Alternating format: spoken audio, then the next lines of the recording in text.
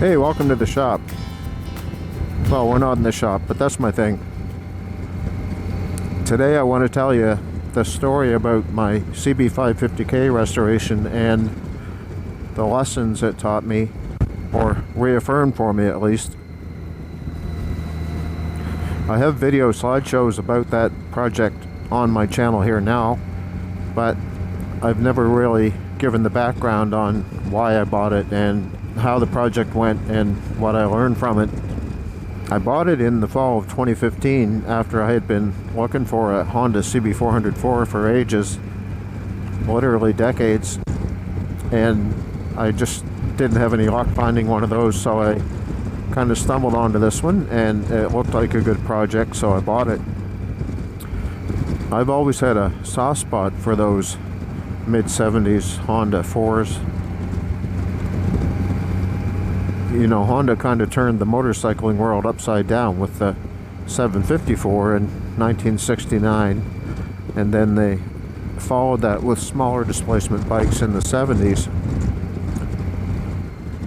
And born in the mid-60s, I was an impressionable youth when the Honda 4s were cementing their legacy, and I was also heavily influenced by my elder brother, who was a motorcycle nut, and I'm sure it was through him that I became aware of the Honda 4s, because he bought a 404 in '76, and that was the main reason I wanted to have another one.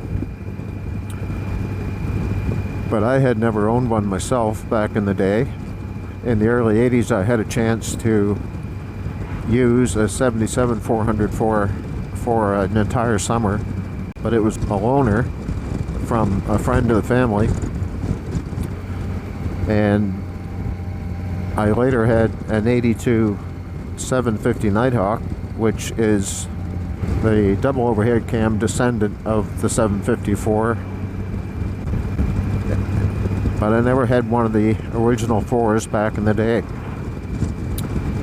So I bought it in the fall of 2015, and you know, I had been wrenching and working on bikes and cars and restoring vehicles for 40 years as a hobby, off and on, and I felt ready for this. And I had also just finished restoring a 1984 Honda V65 Sabre, which was a wonderful bike, but it didn't take nearly as much work as this 550 did.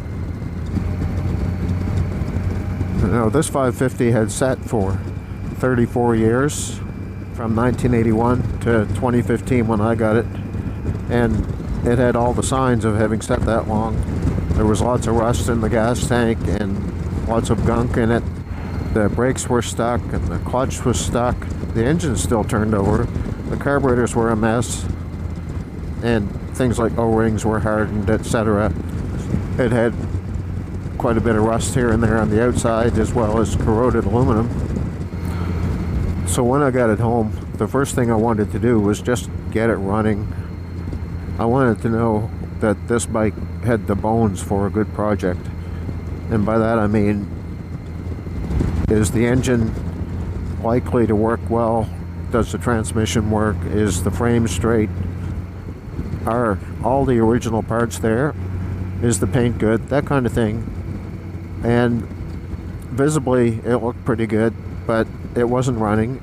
So the first thing was to clean up the carburetors, which I got into passable condition because I just wanted to see if I could get the thing going. And then I unstuck the clutch, changed the oil and filter, new air filter, new spark plugs. I unstuck the rear brake. Everything else I could think of just to get it running and rolling. So after I had done all that, I fired it up, and I'll show you a video of it running for the first time here.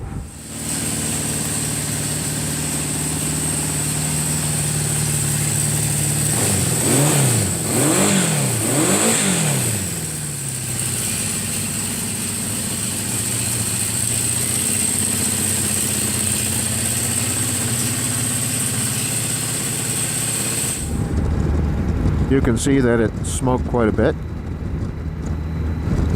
and that's to be expected for a bike that's set for 34 years.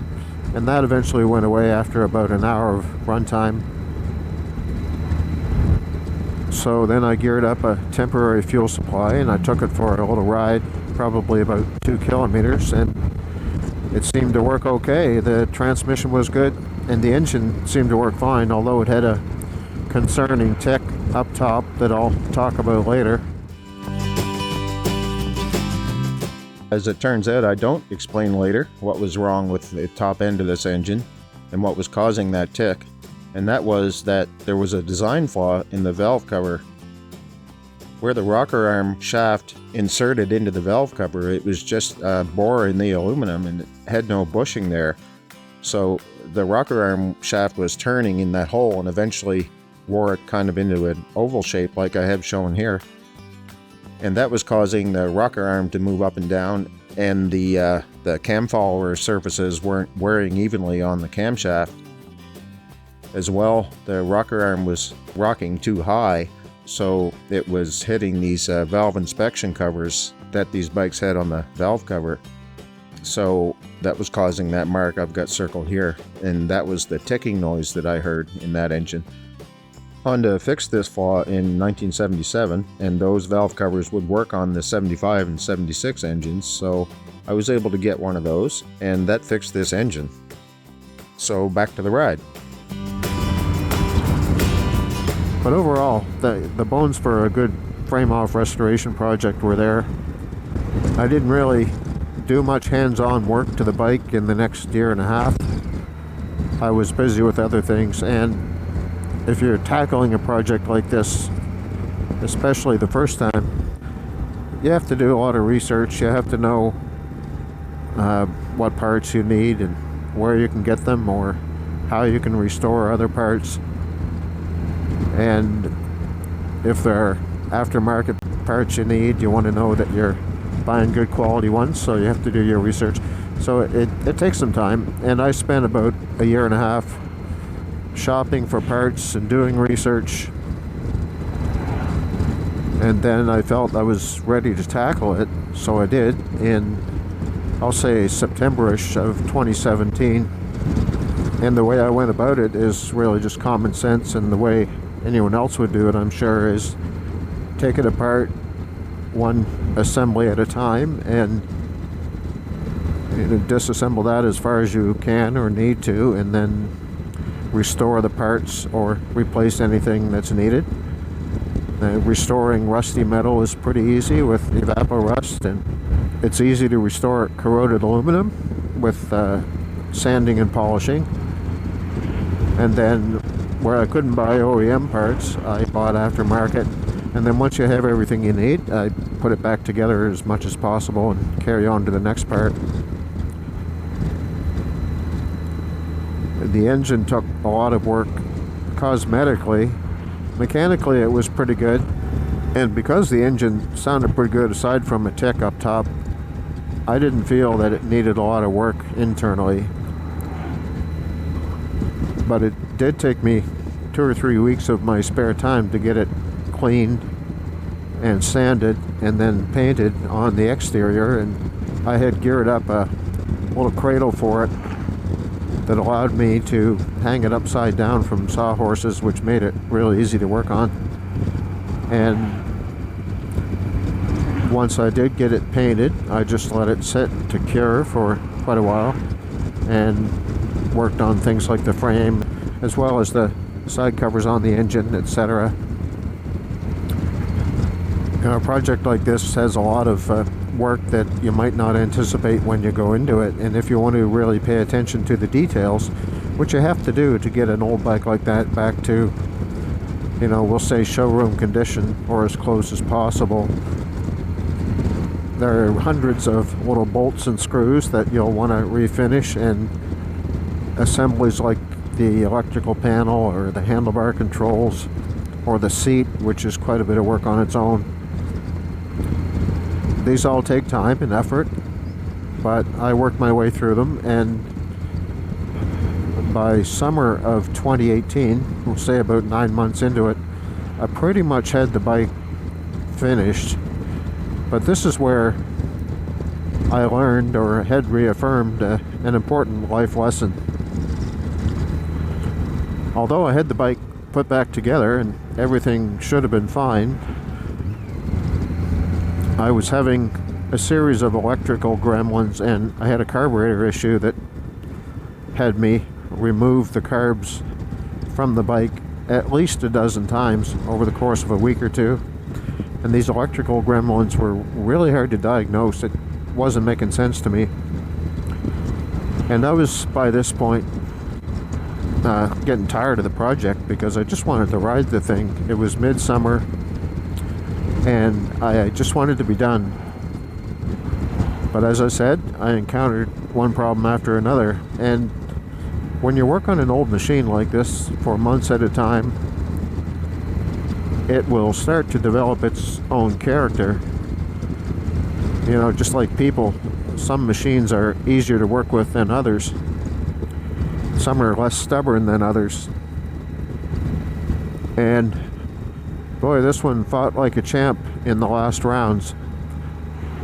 These little problems just never seemed to end, and it was really testing my every last ounce of patience. I know projects like this take a lot of time, and I am as patient as your average bear, but I got to a point with this one that I was really frustrated. And my wife said, you know, why don't you just walk away from it for a while and take a break from it? And that's what I ended up doing. And I took this picture of the multimeter hanging on the headlight with the wiring. At that time, I had let it set for about 3 weeks, and every time I walked by it, I swore under my breath. But after a few weeks, I got up one Saturday morning and I thought, I'm ready to tackle that thing again. So I went back to work on it, and within a few hours, I had solved all the problems that had frustrated me 3 weeks earlier. And I was riding it that afternoon, and the lesson it reaffirmed for me was that if you don't have enthusiasm or motivation for a project or anything worth doing, really, could be your job, your career, then you cannot be your best at it. You cannot do your best work. When I went back to this bike after a few weeks, the problems were obvious and easy to spot, and for some reason I just didn't see them earlier on, or I wasn't diagnosing them properly, and that's because I wasn't putting my full energy into it. My problem solving skills, my critical thinking, my powers of observation were not being applied at the level they needed to be, and as a result of that, I was not being my best. When I came back to the project with a sense of enthusiasm and motivation, I was successful and I finished. So the lesson being, you know, this applies to anything in life. If you aren't going into it with enthusiasm and motivation so you can really give it 100%, then you may be doing the wrong thing. And you may have even once had that enthusiasm and motivation, but if you find you cannot get it back, you're probably doing the wrong thing now. And, you know, if you're going to be your best, you have to find the right thing to do. Because who doesn't want to be their best? I sold that 550 in 2020, and I have no regrets about it. I had only ridden it a couple hundred miles in 2 years, and I had come to the conclusion that it was a project, it was a challenge, and it was something worth doing. But once I had it finished, I didn't really see it as a bike I was going to ride on a regular basis, and I just don't have the space for a bike I'm not using. So I sold it to a good home, and although that 550 is no longer in my life, the lessons it has taught me are here to stay. Thanks for watching.